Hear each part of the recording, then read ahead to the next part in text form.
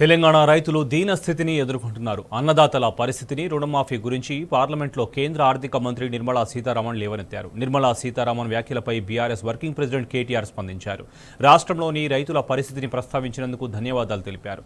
తెలంగాణలో 30% మంది రైతులకు రుణమాఫీ జరగలేదని కేటీఆర్ వివరించారు. రైతు బంధు విడుదల కావడం లేదన్నారు. రాష్ట్రంలో సాగునీటి కష్టాలు ఎక్కువయ్యాయని వివరించారు. 10 ఏళ్ల తర్వాత రాష్ట్రంలో నీటి కొరత ఏర్పడిందని వివరించారు. పంటకు పెట్టుబడి లేక, రైతు భరోసా విడుదల కాక సాగునీటి సంక్షోభంతో అన్నదాతల ఆత్మహత్యలు పెరుగుతున్నాయని తెలిపారు. రాష్ట్రంలో ఇంత జరుగుతున్నా స్థానిక బీజేపీ నేతలు మాత్రం స్పందించరని కేటీఆర్ విమర్శించారు. సీఎం రేవంత్ రెడ్డి వ్యక్తిగత సిబ్బందిలా వ్యవహరిస్తున్నారని మండిపడ్డారు.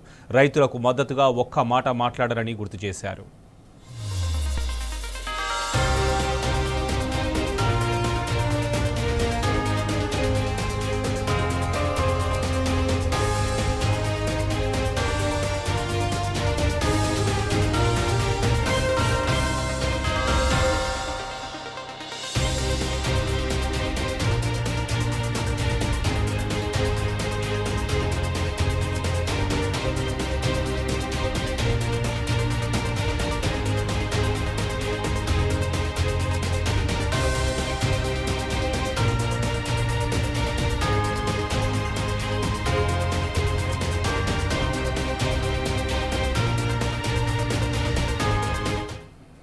తెలంగాణ రైతులు దీన స్థితిని ఎదుర్కొంటున్నారు. అన్నదాతల పరిస్థితిని, రుణమాఫీ గురించి పార్లమెంట్లో కేంద్ర ఆర్థిక మంత్రి నిర్మలా సీతారామన్ లేవనెత్తారు. నిర్మలా సీతారామన్ వ్యాఖ్యలపై బీఆర్ఎస్ వర్కింగ్ ప్రెసిడెంట్ కేటీఆర్ స్పందించారు.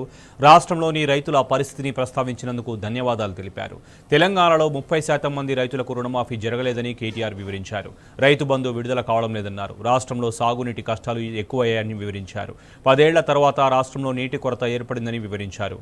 పంటకు పెట్టుబడి లేక, రైతు భరోసా విడుదల కాక సాగునీటి సంక్షోభంలో అన్నదాతలు ఆత్మహత్యలు పెరుగుతున్నాయని తెలిపారు. రాష్ట్రంలో ఇంత జరుగుతున్నా స్థానిక బీజేపీ నేతలు మాత్రం స్పందించరని కేటీఆర్ విమర్శించారు. సీఎం రేవంత్ రెడ్డి వ్యక్తిగత సిబ్బందిలా వ్యవహరిస్తున్నారని మండిపడ్డారు. రైతులకు మద్దతుగా ఒక్క మాట మాట్లాడరని గుర్తు చేశారు. Ravichandra వడ్డిరాజు who spoke in Telugu, and I'm grateful for one line that he said. He said,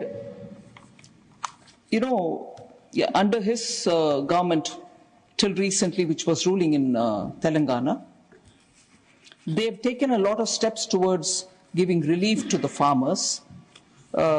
Rinamafi, as it's known there, and Rinamafi actually under their government had been very effective, and that they have taken care of farmers who were under severe indebtedness. And in that, I'm glad he observed, I'm not commenting on anything to do with the Rinamafi of the TRS regime, as we would call it, the BRS regime. I'm not commenting. One line that he mentioned, as different from the Congress's time when waiver was announced, Rinamafi was announced, but actually half the farmers did not even get it, is an observation, if I understood his Telugu right. Did you say that, sir? So, that is the point which all of us have been repeatedly saying. Announce Rinamafi or loan waiver, but you really don't do it.